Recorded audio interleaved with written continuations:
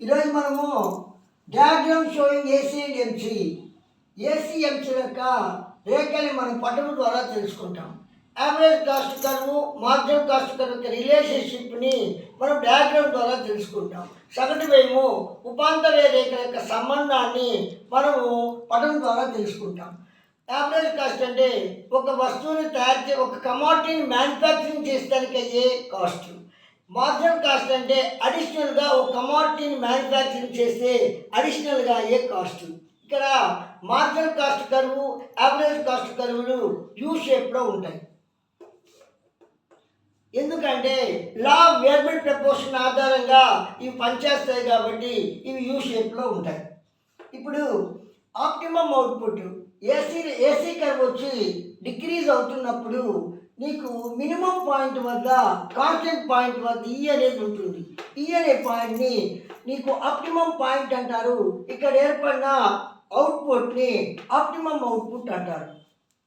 AC curve down అవుతున్నప్పుడు నీకు MC curve కింద ఉంటుంది, ఏసీ కర్వ్ పైన ఉంటుంది. అంటే ఎంసీ లెస్ దాన్ ఏసీగా చెప్తాం.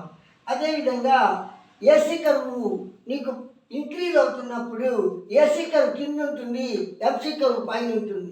అంటే ఎంసీ గ్రేటర్ దాన్ ఏసీగా చెప్పచ్చు. ఇక్కడ ఓక్యూని ఆప్టిమమ్ అవుట్పుట్ అని చెప్పి అంటారన్నమాట. సగటు వ్యయం, ఒక వస్తువును తయారు చేయడానికి అయ్యే వ్యయాన్ని సగటు వ్యయము అంటారు.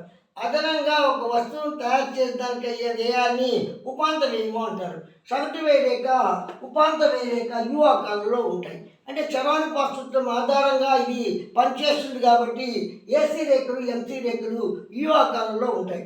ఈ సగటు వ్యయ రేఖ తగ్గుతున్నప్పుడు ఈ పాయింట్ వద్ద కనిష్టం అవుతుంది. ఇక్కడ ఈ పాయింట్ అభిలషణీయ బిందువు అంటారు.